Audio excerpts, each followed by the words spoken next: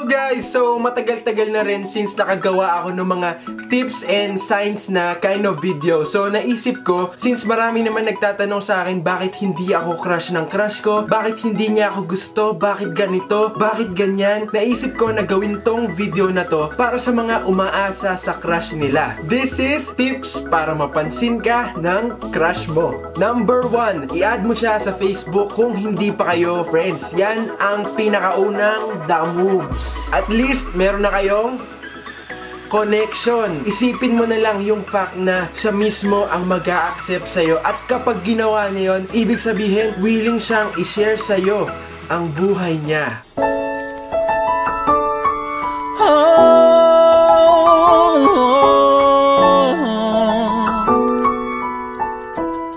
Number 2, follow your heart. Ibig sabihin, i-follow mo siya sa lahat ng accounts niya. Twitter, Snapchat, Instagram, Tumblr, lahat. Para updated ka rin sa lahat ng ginagawa niya. Malay mo, i-follow ba kanya? Nakakakaba, nakakaaliw, nakakakilig, nakakabaliw.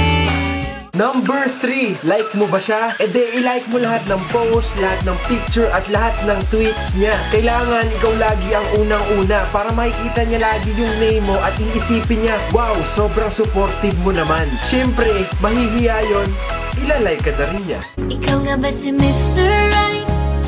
Ikaw nga ba love of my life? Ikaw nga ba ang icing sa ibabaw ng cupcake ko?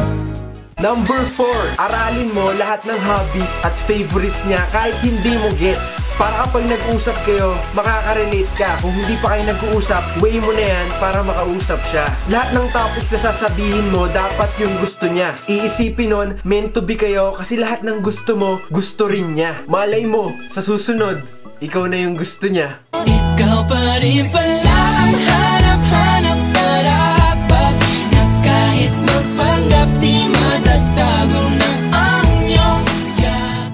Number 5, alamin mo lahat ng special event sa buhay niya. Birthday niya, New Year, Pasko, kailangan mabati mo siya. Kasal ng parents niya, birthday ng pamangkin niya, graduation ng kapatid niya, dapat lahat kabisado mo. Kasi malay mo yung susunod na holiday, mansa rin yun ah.